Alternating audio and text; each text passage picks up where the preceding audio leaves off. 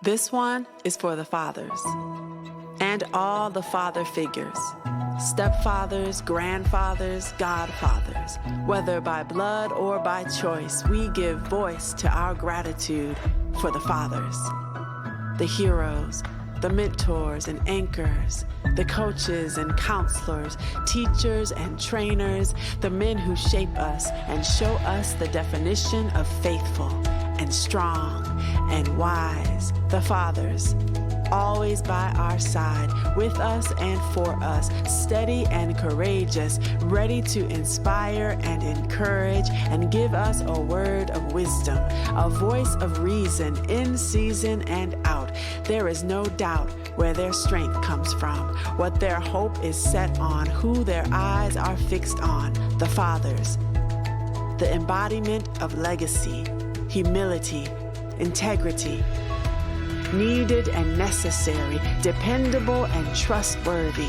The fathers, the men who lead and love and believe in us even when we don't. The fathers, the men who nurture and point us toward purpose, almost bigger than life, but always down to earth. The fathers, the men who give guidance, direction, and keep everything in perspective, making room for us to grow.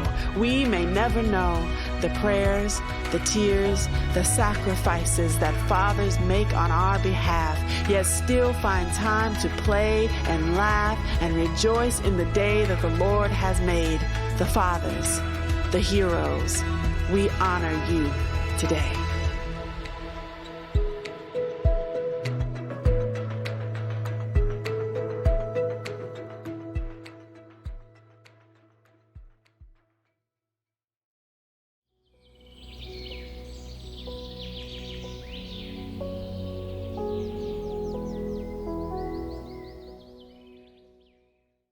Hey Shepherd, welcome back to Digital Worship. I'm Pastor John Corollis, and as you can see, we're once again not in the studio. I'm actually about to make my return journey back to Scottsdale, but in the meantime, I'm at my parents' house up in northern Wisconsin in their beautiful backyard, and a little rain shower has just blown through, so we get some beautiful cloudy skies, and it's just a nice place to return to call home and to sort of catch your breath before another busy season starts down at home. So anyways, today we're talking about our sermon series, Songs for the Summer, and we're centering on Psalm 130 in a song coming out of the Songwriter Initiative out of the Psalm Library at Concordia Irvine called Out of the Depths. And it's interesting. So being back at home, sometimes it reminds us of our childhood, it reminds us of our adolescence, of our early adulthood. And I'll be honest with you, there are moments in that period of my life that I get a little bit embarrassed about, decisions I made, things that I did that really didn't have great consequences. Maybe they caused some issue between me and someone in my family or someone else, someone that I trusted, a friend, things like that. Places and decisions were made that really didn't result in the best kinds of circumstances. And we probably all have places like that or decisions like that. Now, most of my memories here, I've been blessed with a wonderful family, with a great upbringing and wonderful community to call home. But honestly, when I'm back in places that I'm familiar with or places that I've spent a lot of time in before, sometimes my mind goes back to those places where there's things I'm not proud of that I've done. And maybe yours does the same thing. You see, each of us faces the reality that the decisions we make sometimes result in suffering or in challenges that arise. Last week, we talked about how challenge and conflict arise outside of our control many times in life. And we wonder, what are we supposed to do in that situation? But today I want to talk about the fact that our decisions sometimes lead to suffering and conflict in our lives as well. And the resulting feeling of when we realize that it's something that we've done, maybe something that's caused breakdown between me and another person, and I realize that it's my fault, it's difficult for me to re-engage with that person, not only to rebuild the bridge, but then knowing that my relationship with them always has that sort of tarnish of, there was a point where I crossed a line, or I twisted something in a way where now things aren't the same. And in this earthly human life, we have to face the reality of that aspect of life, that our decisions sometimes do result in painful circumstances, in harmful outcomes. And the feeling that we get when we deal with that is guilt. Of course, we're all familiar with guilt. And whether it's guilt that becomes apparent when you're back in a place you used to call home, or guilt that's apparent because of something that's on your heart right now. We all face guilt.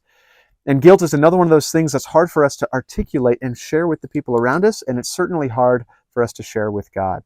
And as Christians, one of the things that is most challenging in the Christian walk is the recognition that even after we've been redeemed, even after we've repented, even after we've staked our claim and proclaimed our faith, after we've been baptized, we've been confirmed, we've been raised in the church, still tomorrow I have just as much a risk of resulting in poor decisions, of just as much a risk of harming a relationship, not only with another person, but even with God, where a decision I make or an action I continue to take continues to drive me further and further away from Him. I'll be honest with you, it's kind of an anxious place, knowing that my relationship with God seems to be dependent on the decisions that I make, where at any turn I could make the wrong decision, and all of a sudden God is further away from me and outside of my grasp, and He's not easy for me to find.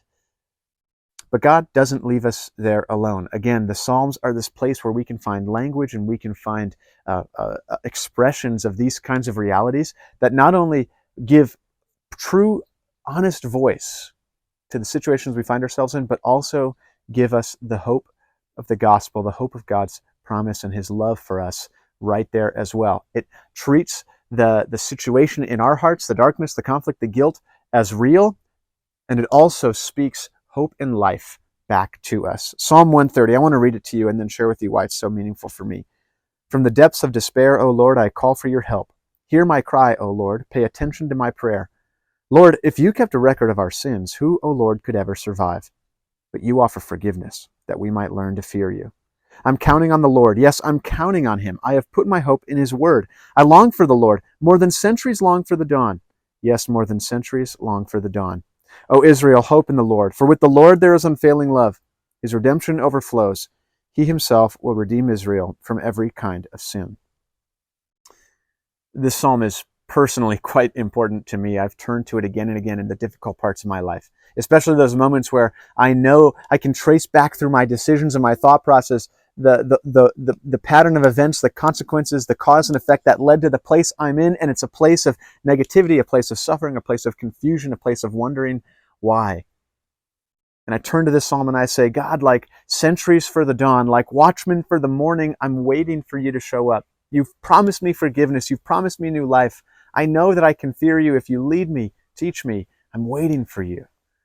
And that posture of waiting is common, and it's important for us to remember as Christians, because we're waiting on the Lord. That is the truth of our life with Him. That is the characteristic of what it means to be a Christian. We're waiting on the Lord, not only to redeem us, not only to meet us, not only to solve the problems we find ourselves in, but ultimately we're waiting on Him to call us home, to return in glory, to bring about the new heavens and the new earth.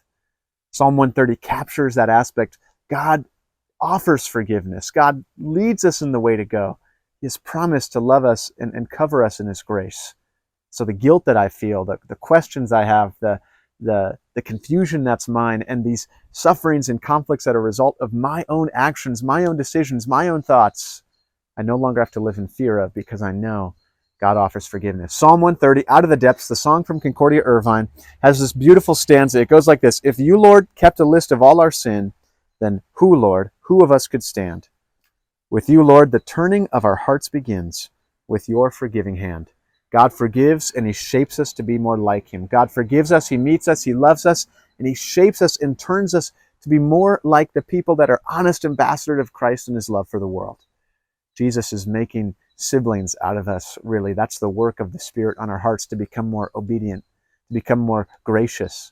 And that gracious attitude doesn't only apply to others, but it also applies to ourselves. When we live in the recognition, really the fear, the reverence of the Lord, we know who He is, and we know what He's done, and we know how He looks at us. He looks at us as a loving father looks at his children.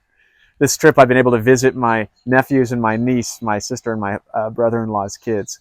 And I've been spending a lot of time with them at my parents' house, with Grandma and Grandpa, with them, and watching how they interact with their grandchildren. It's this special picture, I think, that captures God's attitude toward us, a loving parent or grandparent, interested in bringing us up in a healthy way, in a strong way, but also just pouring out gracious, patient love upon that that child or that person. That's God's attitude toward you and toward me. So as you walk about this week and you encounter those feelings of guilt and you recognize that your decisions have caused issues in your life, remember God's promise of grace, that He loves you, that His forgiveness counts for you. Cry out to Him. Use this psalm, use this song, use these words, and let that fill in sometimes the hard to describe situations that we find ourselves in. May God bless you and keep you this week. May He sustain you in the faith. May He guide you each day. And we'll see you next time. Take care.